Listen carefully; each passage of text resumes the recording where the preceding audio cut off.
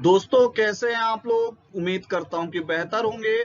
और देखिए इथिक्स का पेपर आ चुका है आपके सामने और अपन आज बात करते हैं कि इथिक्स का पेपर कैसा था। देखिए पहला क्वेश्चन था, जैन मतानुसार अनंत चतुष्टाय क्या है। देखिए आपको पता होना चाहिए अनंत चतुष्टाय, नहीं पता कोई बात नहीं क्योंकि एक आध क्वेश्चन हमेशा बाउंसर निकल जाते हैं, बट अनंत चतुष्टाय सामान्यतः पता होना चाहिए। बौद्ध दर्शन के त्रिपिटक अब आप लोगों को पता ही होगा, बहुत आसान क्वेश्चन, बहुत ही अच्छा क्वेश्चन। कबीर कबीर के अनुसार गुरु महिमा का वर्णन करना है अपने को, ये भी बहुत अच्छा क्वेश्चन है, बहुत आसानी से बन जाएगा।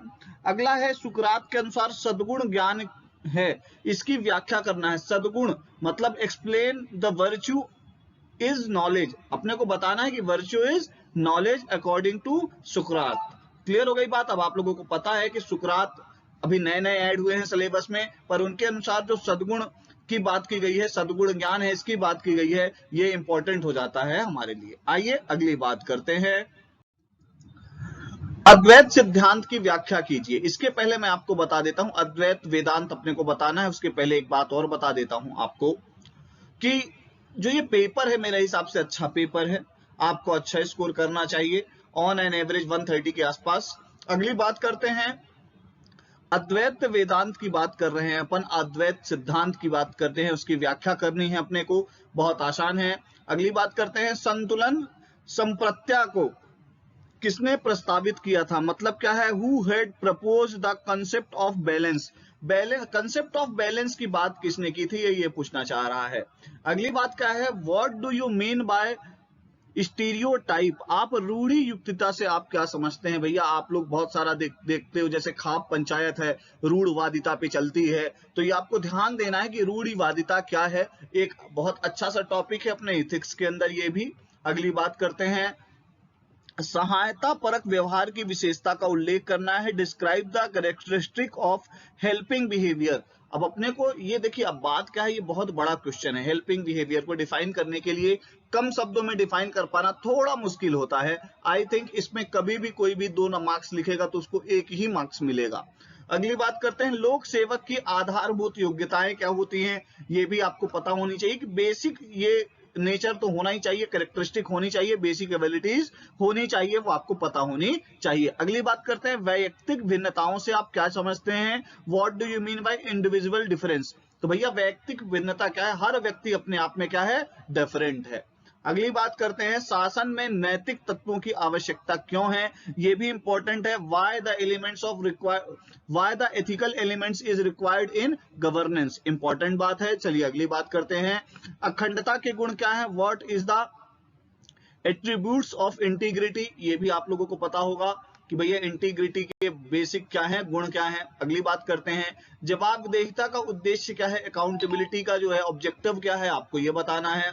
अगली बात क्या है, शासन में उच्च मूल्यों को कैसे प्राप्त किया जा सकता है, तो हाई वैल्यूज को गवर्नेंस के अंदर कैसे अचीव किया जाएगा, ये भी इंपॉर्टेंट है, अगला क्वेश्चन है।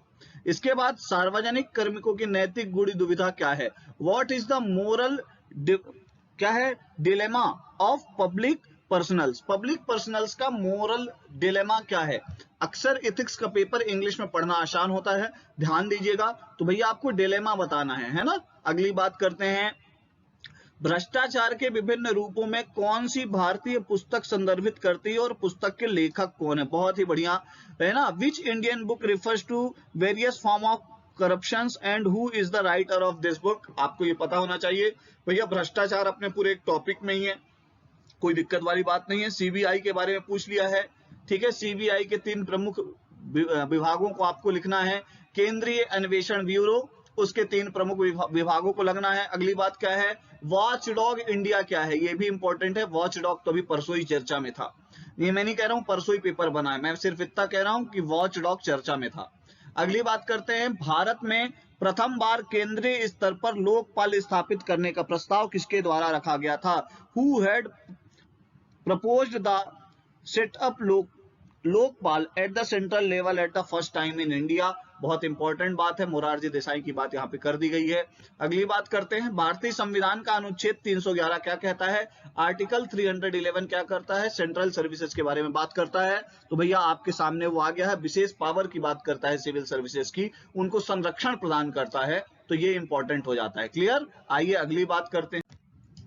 देखिए अब यहाँ पे आ गए हैं कौन से क्वेश्चन, ऐसे क्वेश्चन होंगे जो होंगे कितने नंबर के भैया, आपके सामने 8 क्वेश्चन 5 नंबर के, 40 नंबर का ये सेगमेंट है, ये भी इंपॉर्टेंट है हमारे लिए। उसके पहले हमारी टेस्ट सीरीज है स्पर्धा नाम से, आप उसे ज्वाइन कर सकते हैं ईरा इंस्टीट्यूट के ऐप पे। ईरा इंस्टीट्यूट का ऐप आपको डिस्क्रिप्शन में दे रखा है, आप उसको भी जरूर डाउनलोड करें और वहां टेस्ट सीरीज भी है, करंट अफेयर और स्पोर्ट्स की क्लासेस भी हैं, आप उसको अटेंड कर सकते हैं। अगली बात करते हैं 2.1, अरस्तु के आकार एवं द्रव्य सिद्धांत की विवेचना करनी है अपने को। Discuss the Aristotle theory of form and matter, ये भी बहुत अच्छा है। बुद्ध के अष्टांगिक मार्ग की व्याख्या करनी है। ध्यान दीजिए, अष्टांगिक मार्ग को जब आप लिखें तो उसका प्रशासन में प्रयोग भी लिखें।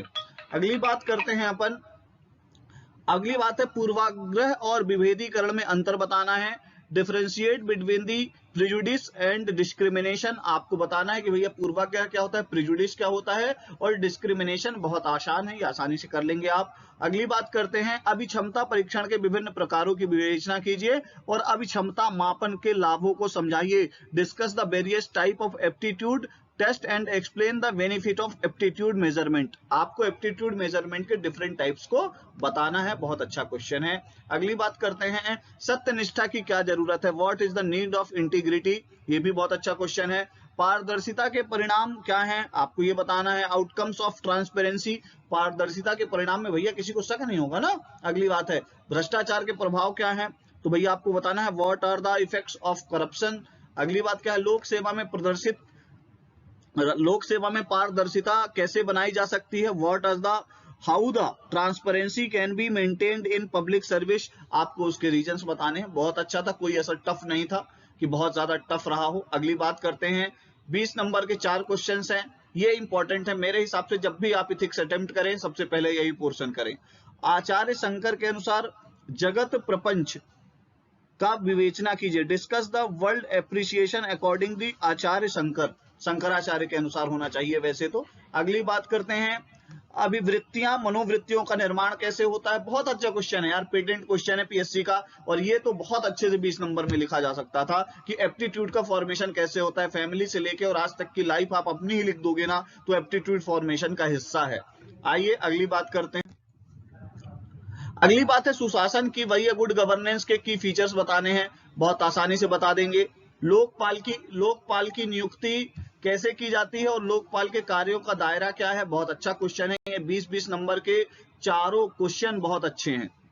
क्लियर हो गई बात। अब अगली बात करते हैं 4.1 की, और ये जो आपका 4.1 है वो केस स्टडी है, और केस स्टडी को सॉल्व करते समय ध्यान रखिए भूमिका बनाना बहुत जरूरी होता है। तो भैया हमको ये ध्यान रखना है कि भूमिका हम कैसे बनाएंगे। पहली केस स्टडी कहती है कि आप भारत सरकार के महिला एवं बाल विकास मंत्रालय द्वारा संचालित जागरूकता अभियान महिला घरेलू हिंसा से कैसे बचे से जुड़ी महिला एक्टिविस्ट हैं। समाज में लैंगिक हिंसा एवं संवेदनशील मुद्दा है। केंद्रीय स्वास्थ्य मंत्रालय द्वारा जारी राष्ट्रीय परिवार स्वास्थ्य सर्वेक्षण NHFS4 की रिपोर्ट के अनुसार 15 वर्ष की आयु के बाद से हर तीसरी महिला ने देश के विभिन्न रूपों में घरेलू हिंसा का सामना किया है। सर्वेक्षण के अनुसार भारत में 15 साल की उम्र से 27% महिलाओं ने शारीरिक हिंसा का अनुभव किया है। घरेलू हिंसा से महिलाओं का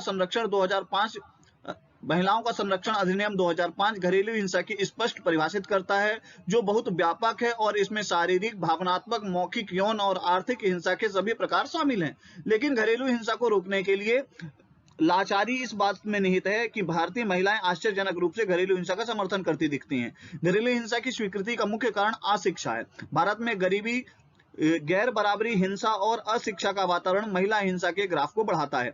कोविड-19 संकट के दौरान तो घरेलू हिंसा की घटनाएं बहुत तेजी से बढ़ी।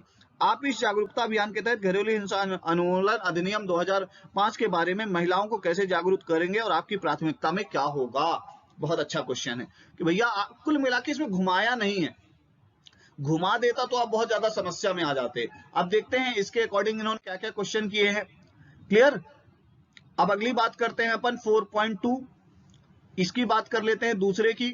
बच्चे, ये और में था शायद इसलिए है ना। बच्चों को गोद लेने की कानूनी प्रक्रिया को समझने के लिए आप एक काम करिएगा, इसको पॉज करके इसको पूरा पढ़ लीजिएगा। अपन क्वेश्चंस पे बात करते हैं। आइए अब ये क्वेश्चन पे बात करते हैं। तो पहला क्वेश्चन ये है कि घरेलू हिंसा को स्पष्ट कीजिए। फिर अगला क्या है, शिक्षा से महिला हिंसा का क्या संबंध है, स्पष्ट करना है। तो पहले आप घरेलू हिंसा क्या है वो बताइए, उसमें लिखा है आंसर में ही घरेलू हिंसा क्या है, बहुत अच्छे से एक्सप्लेन करिए, ठीक है। उसके बाद उसमें वैल्यूज भी डालिए, क्योंकि इथिक्स है तो कौन कौन सी वैल्यू कंप्रोमाइज हो रही हैं। फिर शिक्षा से महिला का क्या संबंध है ये भी स्पष्ट करिए। फिर समाज में महिला हिंसा के समाधान को समझाइए या सुझाइए, आप बताइए कैसे कैसे हो सकता है, तो इसमें इथिकल और मोरल पर्सपेक्टिव भी डालिए। फिर घरेलू हिंसा की से महिलाओं का संरक्षण अधिनियम 2005 क्या है भैया, उसमें पूरा लिखा हुआ है क्या है, तो आप उसको एक्सप्लेन कर दीजिए, और किस इथिकल वैल्यू के साथ इस क्वेश्चन को पूछा गया है अपन उसकी बात करते हैं। अगली बात करते हैं, लॉकडाउन के दौरान महिलाओं का हिंसा का ग्राफ क्यों बढ़ा है, ये भी आपको बताना है कि महिलाओं का ग्राफ क्यों बढ़ा है। बहुत अच्छा क्वेश्चन है, आपके सोशल अवेयरनेस से लेके ये क्वेश्चन है, बहुत अच्छा क्वेश्चन है। आइए अगली बात करते हैं। अब ये है अगला, बच्चे भारत में बच्चा गोद लेने की पात्रता की आवश्यक शर्तें क्या हैं, इसमें पूरी लिखी हुई हैं। अगली बात करते हैं, बच्चा गोद लेने की कानूनी प्रक्रिया के मुख्य चरण कौन कौन से हैं, स्टेप्स आपको बताने हैं, ये पूरा पैराग्राफ में दे रखा है। अगली बात क्या है, भारत के कानून के तहत किन बच्चों को गोद लिया जा सकता है, ये भी इंपॉर्टेंट है। भारतीय कानून के तहत बच्चों को कौन गोद ले सकता है, ये भी इंपॉर्टेंट है, ठीक है। ये कुल मिला के आपसे लॉ पूछ रहा है और कुछ नहीं, और उसमें इथिकल और मोरल पर्सपेक्टिव भी आपको डालना है, नहीं तो इथिक्स का पेपर है मतलब नहीं रह जाएगा। भारत में बच्चा गोद लेने की प्रक्रिया बहुत जटिल है, स्पष्ट करना है, आपको बताना है। आप पूरा पैराग्राफ पढ़ेंगे तो बच्चे को गोद लेने की जो समस्याएं हैं वो आपको सामने दिख जाएंगी। क्लियर हो गई बात। तो ये था हमारा इथिक्स का पेपर। स्पर्धा नाम की टेस्ट सीरीज चल रही है हमारे ईरा इंस्टीट्यूट के ऐप पे 2021 को लेके, तो आप उसको ज्वाइन करें। करंट अफेयर स्पोर्ट्स की क्लासेस चल रही हैं 2021 को लेके, और अगर मेंस की हिंदी पढ़नी हो तो हमारे ऐप में है, आप आराम से पढ़ सकते हैं। क्लियर। एक हमने वीडियो भी डाल रखा है वर्णमाला का, आप जरूर उसको देखिए, आपको लाभ होगा। तो ये था पूरा होल सोल इथिक्स के पेपर का ऑन एन एवरेज, मेरे हिसाब से बहुत अच्छा पेपर था, और आपका पेपर बहुत अच्छा जाना चाहिए मेरे अकॉर्डिंग। क्लियर हो गई बात। कोई टफ पेपर नहीं था, उन्होंने पूरी कसर कल निकाल ली है। आज का पेपर बहुत आसान था। Thank you very much.